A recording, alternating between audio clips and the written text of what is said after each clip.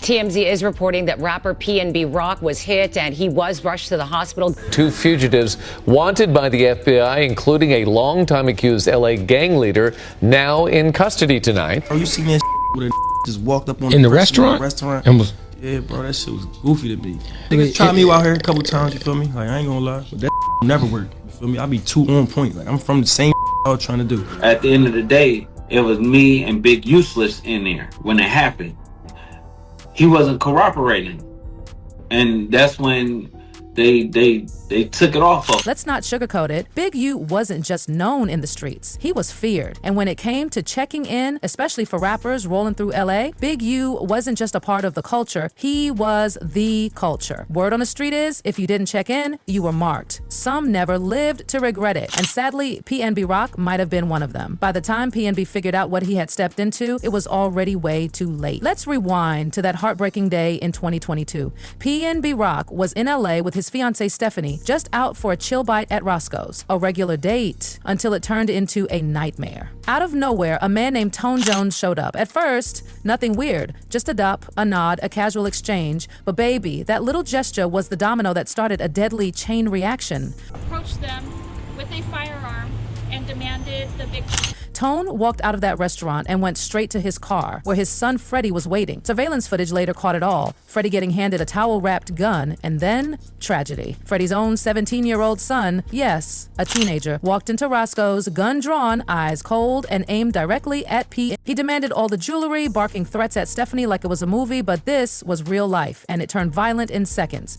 PnB did what any man would do. He shielded Stephanie, pushed her under the table, tried to de-escalate, but it didn't matter. The kid pulled the trigger 3 times. Bullets tore into PnB Rock's body, and in front of his fiancée, he collapsed in a pool of blood. The shooter didn't even hesitate. He stripped PP of his chains, rings, watch, and ran. Fell to the ground, and the suspect removed some items from the victim. Stephanie, trembling and in shock, tried to call for help, but before she could, that same teenage killer turned his gun on her, snatched her phone, her purse, her hope. It was a horror movie playing out in real time, and here's where the story turns unthinkable. The entire thing was orchestrated by Tone, the boy's grandfather. That's right, Tone tipped off Freddie. Freddie armed his teen son, and after the murder, the whole crew tried to erase their tracks. They burned the getaway car and fled to Vegas, chauffeured by a woman named Winesha Evans, who got busted too. Freddie's wife, Chantel Trone, was neck deep in the mess. She told police she saw her stepson polishing jewelry that looked exactly like NEB's. She even said Freddie had burns on his arms and legs, burns he got while torching the car. Freddie tried to play dumb in court, claimed he was just there for a weed deal, and dipped before anything happened. But the surveillance footage said otherwise. Cold, hard evidence landed him with murder, robbery, and conspiracy charges. He was sentenced to 30 years to life in prison today in an LA courtroom.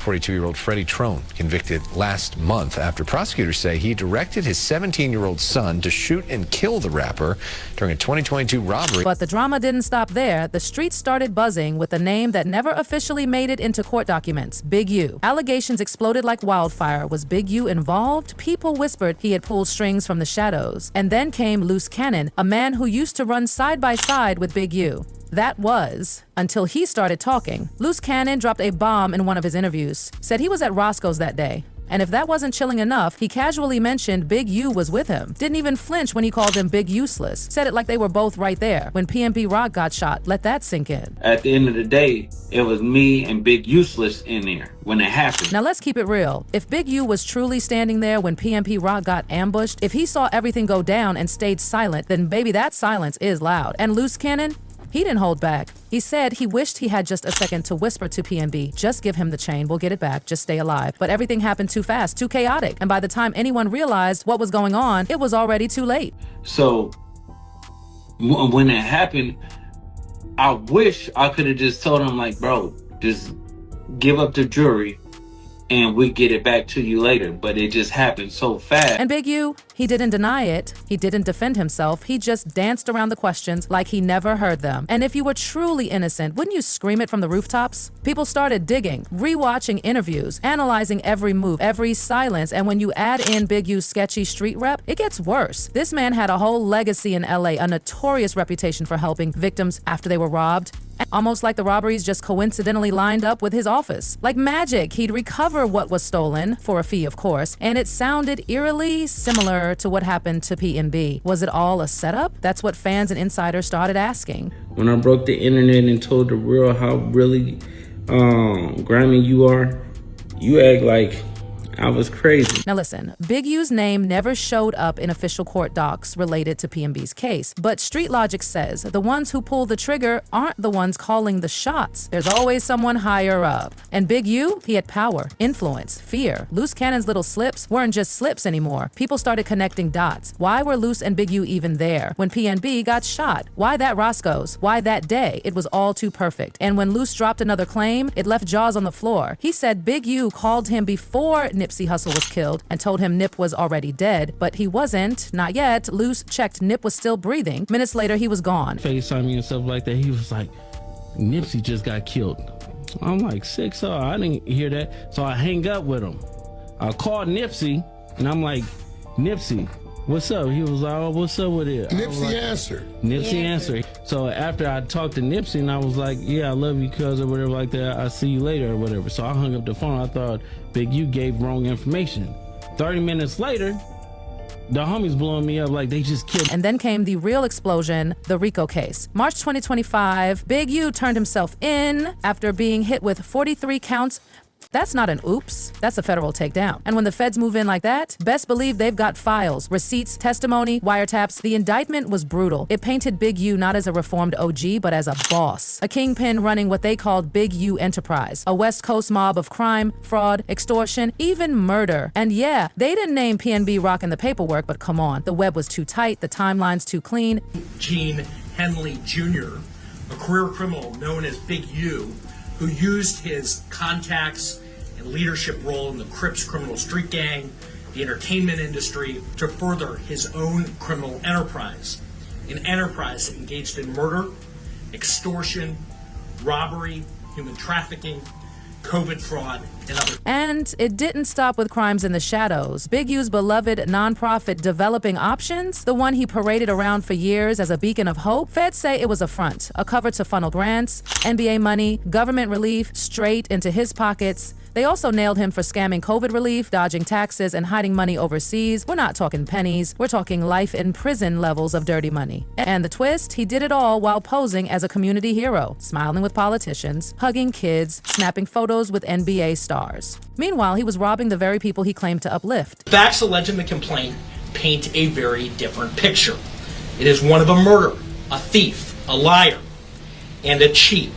And the criminals that If everything the feds are claiming is true, then Big U wasn't out here trying to save the hood. He was exploiting it. If you think that's wild, wait until you hear how far back his story actually goes. Because this drama, it didn't start yesterday. It's been brewing for decades. So let's take it all the way back. Big U was born after his mom moved from Chicago to South Central LA in the late 60s. They landed near 81st and Hoover, a place legendary in gang history, where the Crips first formed in 1969. His father was rumored to be part of Chicago's Black Peace Nation, one of the oldest black gangs in the country. That street DNA, it was in his blood. By the time he was a teen, Big U wasn't just watching the game, he was in it. He started with the Arlington Gang, a clique run by his cousin Chile Capone, which eventually merged into the Rollin' 60s Scripts. From the jump, Big U was about that action. Car thefts, juvenile detentions, running back and forth between LA and Chicago. He wasn't just surviving, he was building power. Then came the early 80s and one of LA's most violent gang wars between the Rollin' 60s and the 8 Trey gangsters. When Big U returned to LA, he had a mission: avenge his cousin's death. He didn't even need a weapon. His fists were lethal enough to make people back off. That's how much fear he carried. Word on the street was that World on Wheels, an innocent skating rink, became a battleground for gang showdown. And Big U, he showed up ready to brawl. One of the craziest moments went down at a Run DMC concert in Long Beach in August 1986. Big U and his crew, they didn't go to watch the show, they went to start a war. The violence was so bad, the LA Palladium canceled another Run DMC event because they feared things would get bloodier. From there, Big U bounced in and out of jail like it was nothing. Charges like first-degree murder and attempted murder of an officer stacked up. None stuck, but his rep grew. The FBI clocked him early on, labeling him a brutal enforcer for the Rollin' 60s. Even after getting shot 7 times, Big U just kept going like it was a scratch. During the crack epidemic, he took his gang's hustle national, expanding to Minneapolis, Atlanta, and Chicago. But then came the music industry and Big U's crossover began. He linked up with rapper Pooh LQ, became his manager, and brought his street savvy into the music business. Later, he mentored a young rapper from the Rollin' 60, someone who would go on to become legendary, Corrupt from Tha Dog Pound. But of course, street life catches up to everybody. In 1991, Big U got caught in a sting trying to rob 33 pounds of cocaine from an undercover Fed. Pulled a gun, bad move, the cops swooped in, boom, he got hit with a 23-year sentence. Media outlets called him the top leader of the Rollin' 60s. While hip-hop was exploding in the 90s, Big U was sitting in prison. But even behind bars, his legend grew. They said he knocked out a man's eyeball during a fight, ran the prison's drug trade, bribed guards. Yeah, Big U ran the yard like a CEO in chains. Basically took over the whole little drug trade on the yard because I had money. And believe it or not, while all that was happening, Big U started to change. Or at least, that's what he claimed. Inspired by LA mogul Michael Harry O. Harris, who had ties to Death Row Records and even backed Denzel Washington, Big U started reading, writing, diving into theology. On the outside, Corrupt kept shouting out his name in tracks. The streets didn't forget him, but prison wasn't done breaking his heart. While he was inside, Big U's brother, Dwayne Dry, who worked as a bodyguard for Tha Dog Pound, got shot and killed outside a studio. When Big U finally got out in 2004, he was 37, and the Rollin' 60s were now LA's most feared black gang. But instead of jumping back into gang life, Big U claimed he was ready to reform. That's when he launched Developing Options, the same nonprofit now under federal fire. The program reportedly helped over 6,000 youth and slashed gang violence by 90%. It even got backing from names like Snoop Dogg. It all looked great on paper. He even reignited his ties to hip-hop. Corrupt introduced him to Suge Knight, and together they moved like a mafia duo. Big U doing the street work, Suge running the label muscle. But Big U's tactics? Too similar to Suge's. Aggressive, controlling, and yeah, scary. Some artists flourished under his wing. Others? Well, let's just say their careers or lives took sharp left turns. And that's exactly where Nipsey Hussle comes in. Big U helped discover him, got Nipsey his first real shot, put him on Tupac's posthumous 2006 track International, helped launch his mixtape series Bullets Ain't Got No Name. Back then, they were tight, like mentor and prodigy. But as Nipsey's career took off, cracks started to show. Nipsey wanted out of a shady deal he signed with Big U's label in 2009. On Drink Champs, Big U admitted he dropped Nipsey after a tour where drugs were found on the bus, even though someone else took the fall. Nipsey, already growing uneasy about Big U allegedly using his tour buses for smuggling, began distancing himself. Then it got personal. Big U asked Nip for his studio equipment back. Equipment Big U said was for his son. Nipsey? He wasn't having it. That's when he allegedly dropped a diss track called You Don't Got a Clue. It never went public, but it sent a clear message. The love was dead. Some folks say that moment right there was the beginning of the end. That's why when Nipsey was killed, eyes turned back to Big U. No one said it outright, but whispers turned into accusations. And now, with everything that's coming out about PnB Rock, those whispers are full-blown roars. Let's not forget, PnB was no stranger to pain. His dad was murdered when he was just 3. His brother Steph died. He had drama back in Philly with the West Side Mafia. He tried so hard to escape that life he was trying to build, to grow. But the streets, they don't forget, and they don't forgive. Even weeks before his death, PnB was publicly saying he was trying to move smarter. After losing his brother, he wanted peace, wanted a way out. But it wasn't that easy. He told DJ Academics in an interview that LA felt dangerous, that some dudes had already tried to rob him and his family in broad daylight. He wasn't clueless, he knew the threat, but he still went to Roscoe's that day. He still posted his location. He still didn't check in. And that might have been the biggest mistake of his life. Now, as Big U sits behind bars waiting for his arraignment, as Luce Cannon continues to spill secrets, and as the feds line up witness after witness, one thing is clear. PnB Rock didn't just die from a robbery gone wrong. He died tangled in a web of ego, power, silence, and betrayal, one he never fully saw coming. And by the time he realized what Big U really was, it was already too late. It was already too late.